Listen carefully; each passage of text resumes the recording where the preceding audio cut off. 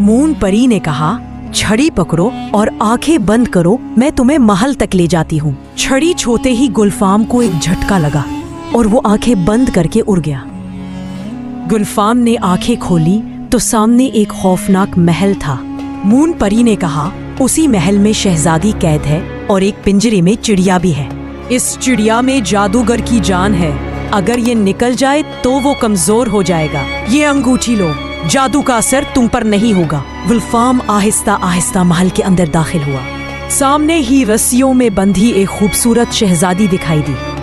गुलफाम ने फौरन शहजादी को रस्सियों से आजाद किया। फिर उसकी नजर एक कोने में रखे पिंजरे पर पड़ी।